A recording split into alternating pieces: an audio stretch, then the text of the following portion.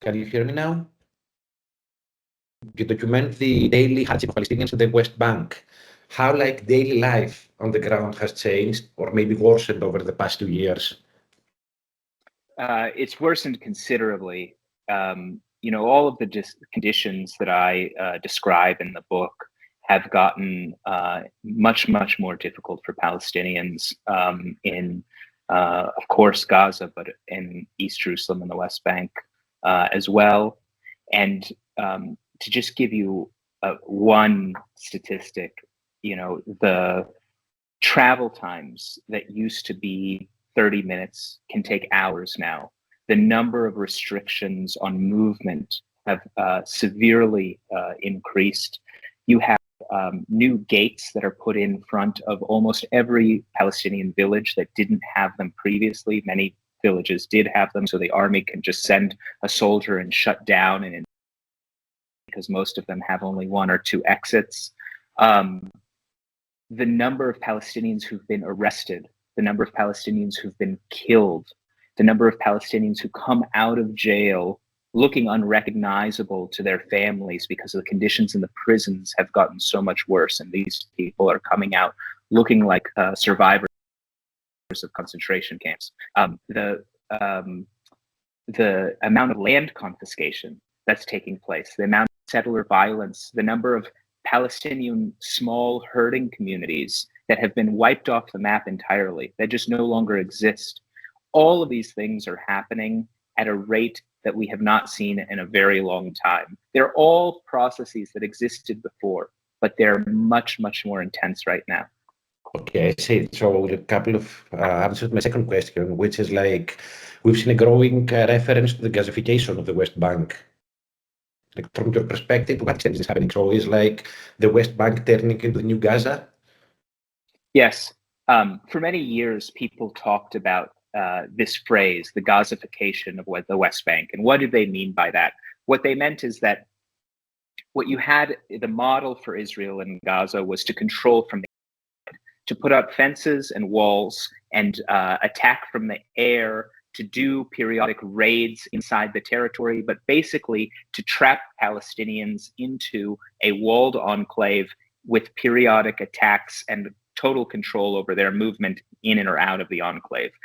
What you have basically at the center of my book is exactly that. It's an entirely walled enclave in both East Jerusalem and the West Bank. This walled enclave has both pieces of that territory within it. And Israel basically just treats it as a military object that they go and they attack, and they do not provide virtually any services, even though these are people, these are residents of Jerusalem. They pay municipal taxes for services that they don't receive. So what you had when people talked about the Gazification of the West Bank, what they were talking about is many, many little Gazas like the one at the center of this book, of the walled ghetto of Anata and the Shuafat camp, to create many of those throughout the West Bank. And that is indeed what we have seen over the years. That model exists. What is interesting now is that in recent months, people are now also talking about the West Bankification of Gaza, which is to say that the model in the West Bank is that most of the territory is under full Israeli administration. All of it is under Israeli control, but it's administered by Israel too. That's where all the settlements are, and the 62% of the West Bank known as Area C. And then what you have are these walled little Gazas inside the West Bank that Israel controls. Some of them don't have walls, some of them do, some of them have fences, some of them don't. But they're enclaves where Israel controls the movement and does periodic raids into them. And that is basically the vision that we see for Gaza too, where Israel would control some huge percentage of Gaza, 80%, who knows what it will be in the end, and then to enclose Palestinians into a few what they call humanitarian bubbles, which is exactly like the ghetto inside the Jerusalem that I describe in the book. So we have a convergence, a West Bankification of Gaza and a Gazification of the West Bank. Okay, see, that's very interesting. My next question is like public support for Israel in the West is reportedly at historic lows. Are people in the region, like both Palestinians or Israelis, aware of that shift? Like, do they know what the world is doing? Yes, they know two things. One, public opinion is turning against Israel in the West. Two, policy from Western governments, which is what really matters to Israel, is barely changing at all. We hear a lot of bluster, a lot of talk, a lot of moves to do purely symbolic measures that won't help a single Palestinian who's undergoing starvation, like recognition of a Palestinian state. So what really needs to happen to get the attention of Israelis are changes that they can actually feel. And that's not recognition of a Palestinian state. That's sanctions. Those are restrictions on, visa-free travel, the trade agreements that Israel enjoys. All of those kinds of things would actually affect Israelis.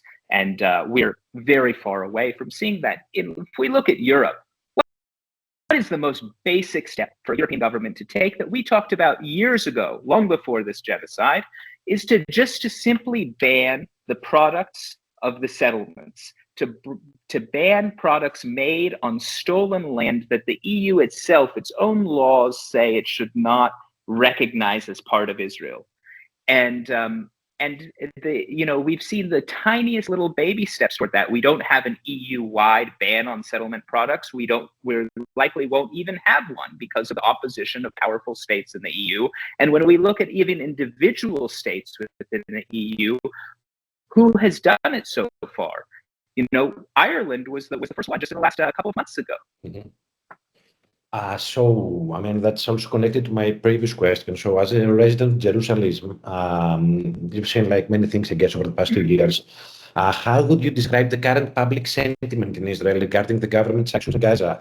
Is there a real split in opinion, or like people don't care on the world? Because we see images from like huge protests and the governmental protests and stuff. Like, how would you describe the sentiment in Jerusalem generally in Israel? Yes. So there is tremendous opposition inside Israel to the current government. And that also includes opposition to proceeding with this new, what they call Operation Gideon's Chariots 2, the takeover of Gaza City. But that needs to be understood for what it is. It is not an opposition to the killing of Palestinians in Gaza. It's not an opposition to genocide. What it is it's about opposition to this particular government. It's about the feeling that there are no actual real military objectives in Gaza, so soldiers are dying for no reason. It's about the possibility that this operation will endanger the remaining hostages inside of Gaza. So it's a very inward-looking opposition. And when you actually listen or you look at public opinion polls of Israelis, majorities of Israeli Jews, large majorities, say that there are no innocents in Gaza, that the right amount of force has been applied in Gaza, that they are seeing more than enough of Gaza in their news. So often we look at these protests in opposition to the government and we understand them to be similar to the protests we see in Europe against the war, and they're not. They're totally different. Okay, thank you very much. So the next question, let's go back to the book review.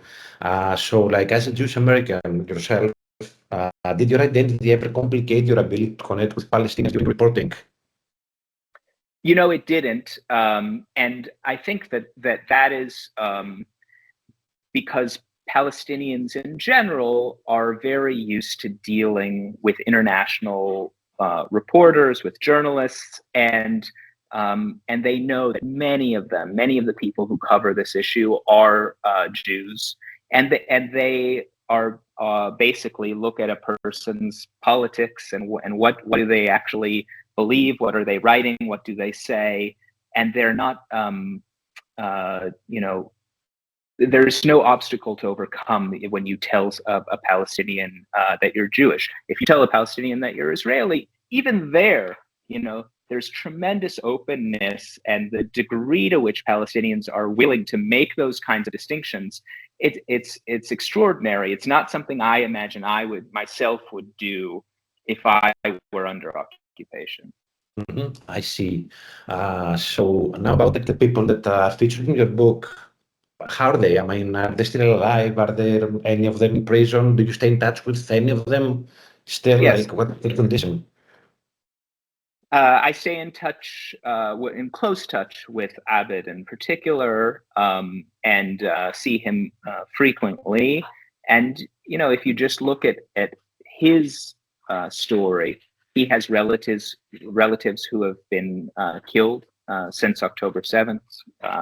His wife has relatives who've been killed since October 7th. Some of them have family members in Gaza. Some of them have relatives who were killed in the West Bank. They have relatives who've been arrested, young men who are just taken into Israeli prisons and brought back again, looking absolutely emaciated to the point that relatives couldn't recognize them. And he's looking at weekly raids into Anata by the Israeli army. They're confronting him in his home, in his the business just below his house, this is his daily existence for the last 2 years. Okay. So have you received any criticism of the book that you found valid, particularly from the Palestinian readers or sources? Did they criticize you? Criticisms of the book. Was that your question? Yeah, exactly. Yeah, that you found valid, and you found that they were like from the other side, from the Palestinian readers or sources.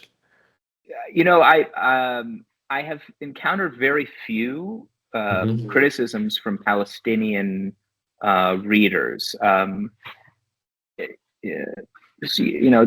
had very friendly conversations with some Palestinians who asked me,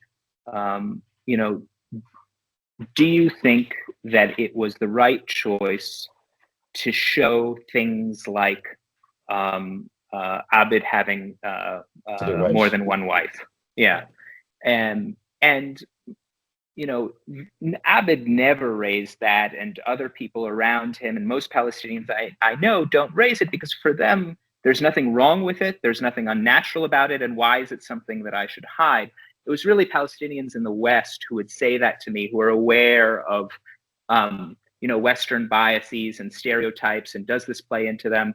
And for me, the way that you get through biases is not by trying to hide things from people that might confirm it, but to fully show them a reality and to show them that there's absolutely nothing wrong with it. And so I would say that was the closest that I came to hearing a Palestinian criticism that I understood, but I disagree with it.